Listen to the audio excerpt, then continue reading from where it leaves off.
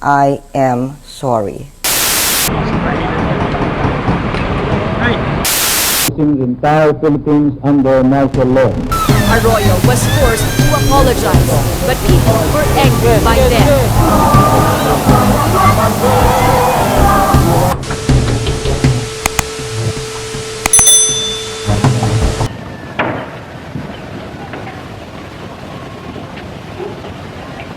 I take pleasure in sending the following greeting to the United States and to the world at large.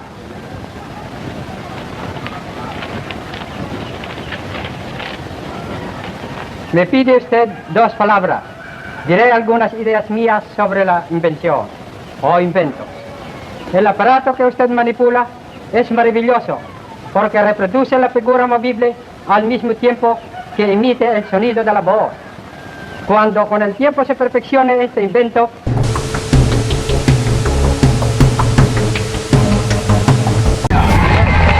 Aabot umano sa 200 milyong pisong pondo ng Boy Scouts of the Philippines ang ibinulsa umano ni Vice President Jejomar Binay. Samantala, dumipensa naman si Pag-ibig President and CEO Darlene Berberabe kay VP Pinay matapos ang aligasyong ginamit ni Binay ang posisyon bilang chairman ng Pag-ibig Board of Trustees para maipasok ang isang security agency. Alam kung siya ang asawa. Medyo pagalitan nyo yung legal nyo kasi may conflict of interest. Nagbitiw na sa gabinete ni Pangulong Aquino si Vice President Jejomar Binay. Ayon kay Joy Salgado, head ng Media Affairs ng Vice Presidente, epektibo agad ang pagbibitiw ni Vice President Binay sa gabinete. Bilang miyembro ng gabinete, si Binay ang chairman ng Housing and Urban Development Council at Presidential Advisor on Overseas Filipino Workers. Concerns, wala pang payag ang kampo ng Vice Presidente kung bakit siya nagbitiw sa gabinete.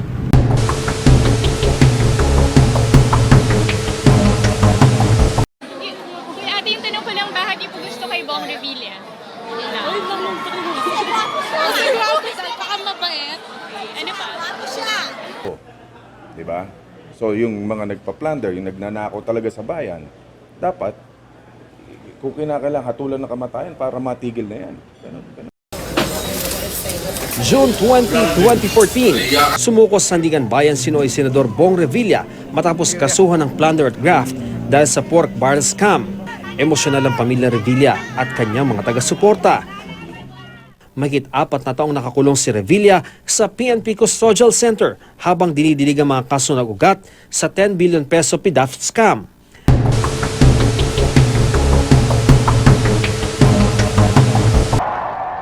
Her assumption to the presidency was met with applause, coming on the heels of President Joseph Estrada's ouster amid plunder allegations. But it didn't take long before the situation took a turn for the worse.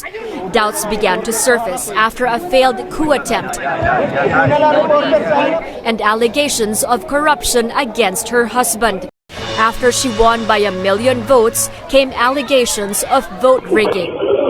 Hello guys, ma'am. Nausap na kayo ni Adalos. Ma'am. An audio recording of Arroyo supposedly speaking to Election Commissioner Virgilio Garciliano spread like wildfire. I am sorry. Arroyo was forced to apologize, but people were angry by then.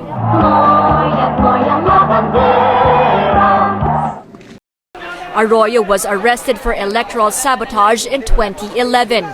Graft charges were also filed over the NBN-ZTE deal.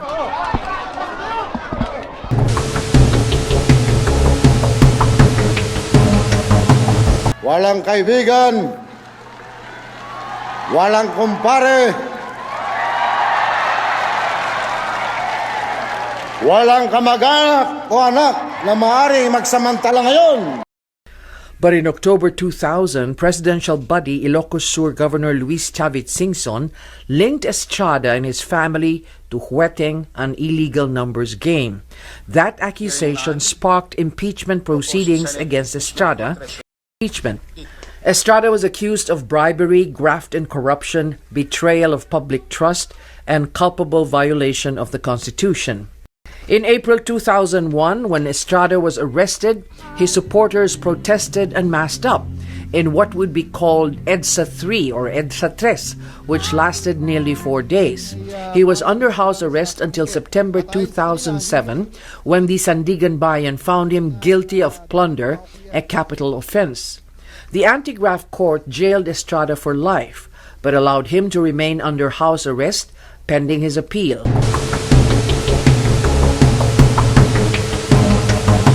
You're looking at an emotional ceremony in Manila marking 1 year since 8 Hong Kong tourists were killed in a Philippine bus hostage fiasco.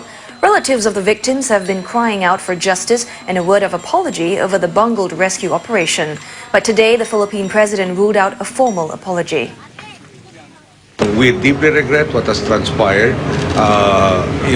Apology connotes that the state did them grievous harm. I don't think that is correct. This was the act of one man. The same token that some of our citizens have been affected elsewhere in the world. We do not blame the entire population. Humingi ng paumanhin si Pangulong Aquino sa mabagal na pagdating ng tulong ng gobyerno sa mga sinalanta ng superbagyong Yolanda. Pero sinisi niya ang local government unit dahil dito. Habang isa-isang nalalagas ang mga miyembro ng Special Action Force noong nakikipagbarilan sa mga armadong MILF at iba pang grupo noong January 25, 2015. Magagandang update umano sa operasyon ang natanggap ng nooy Pangulong Noynoy Aquino mula sa mga opisyal. Ito ang sinabi niya sa counter affidavit sa reklamo ng mga kaanak ng SA-44 na isinumite sa ombudsman noong nakaraang buwan. Itinanggi ng dating Pangulo ang anumang pananagutan sa madugong operasyon. Lahat ng sisi, ibinuntun niya kay dating SAF Director Getulio na Peñas.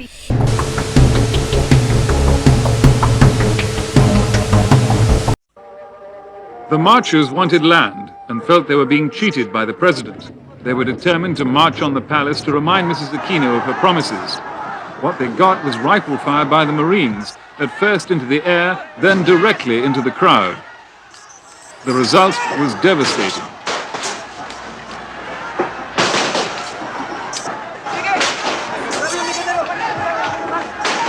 Shooting went on for 5 minutes. The marchers fell dead and wounded or fled in panic. When the firing stopped, a dozen people had been killed, nearly 100 wounded. I am shocked over the bloody incident at Mendiola and deeply saddened at the lives that were lost. The persons responsible for this tragedy, whichever side they belong to, will be held to the fullest account. Kabilin-bilinan ko kay Mrs. Corazon Aquino ay pagpatuloy ang Bataan nuclear plant kung maaari. Sapagkat I told her this is the solutions in meeting a country's energy demands and decreasing dependence on imported oil.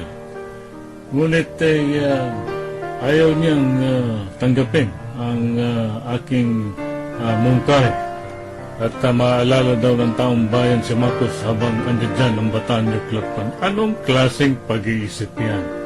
Ayan ay paghihigante, huwag natin idamay sambay ng Pilipino. Kanya balang araw, makikita ninyo, 20 years from now, baksak na ang Pilipinas.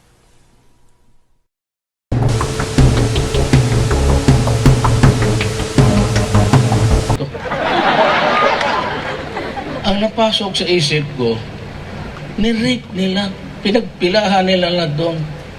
No, nagalit ako kasi ni-rape.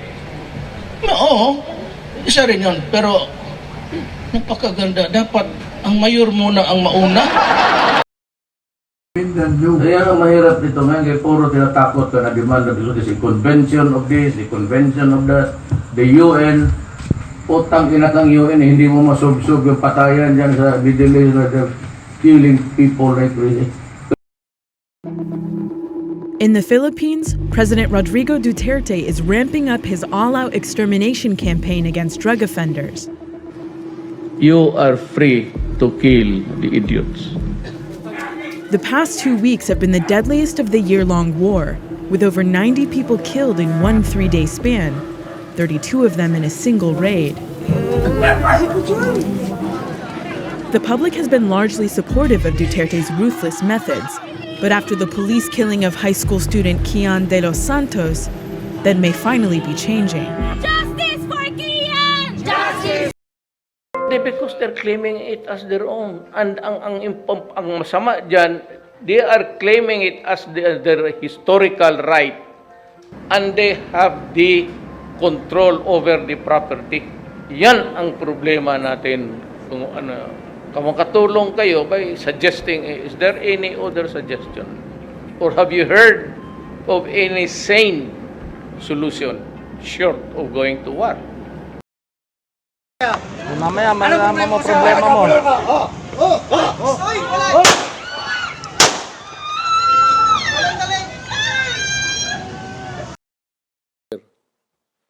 If you are expecting na marinyo yan, I'm sorry. You're out. I will see to it that you're out. This is ABS-CBN Corporation Channel 2 in the service of the Filipino. Now signing off.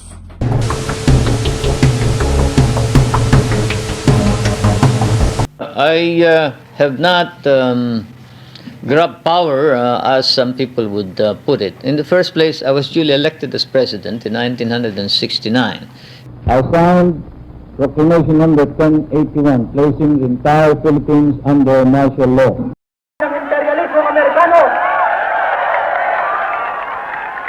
Ng anim na buhay ng ating mga kasama, anim na mahalagang buhay na naputi at nakitil sa isang madugo, subalit mapagmulat na pamamahayag sa Gwardiya Sibil.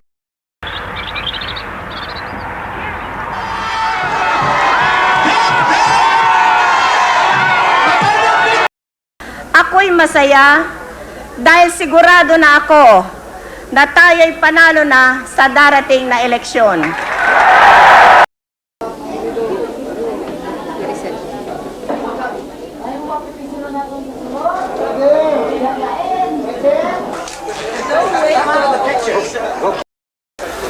I hereby proclaim Ferdinand E. Marcos as the duly elected president.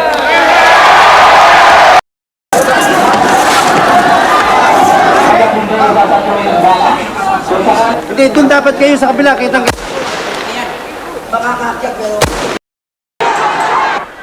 Tayo ay naniniwala na bawat isa sa atin ay may kaluluwa.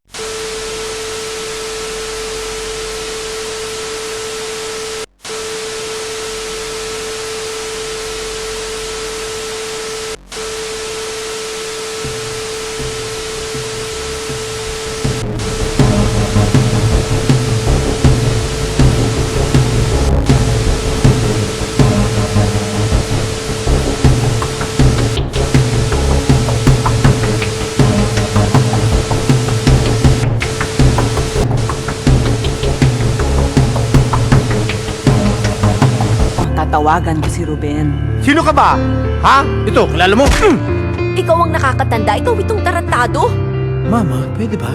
Control yourself. Diretso na si Senador Jinggoy Estrada sa Camp Crame para kusang sumuko. Tulad ni Senator Bong Revilla, nakakulong na ngayon si Estrada sa PNP Custodial Center dahil sa kasong plunder kaugnay ng pinap scam. Buong pamilya ang sumama kay Senador Estrada sa kusa niyang pagsuko sa Camp Crame. Sa multipurpose hall, isinailalim siya sa medical exam, fingerprinting at mugshot. 13 taon ang nakaraan, kinasuhan na rin sa Estrada ng plunder o pandarambong. Tulad ng amang si Erap, tumanggap umano si Jinggoy ng kickback mula sa Wete. Makikita ang kumpol ng mga tao sa isang kalsada sa barangay Salapan, San Juan kung saan kalaunan makikita si Estrada, naka-orange na nakasakay sa mobile ng pulisya. Ito ay matapos mamahagi ng bango si Estrada sa mga taga-barangay.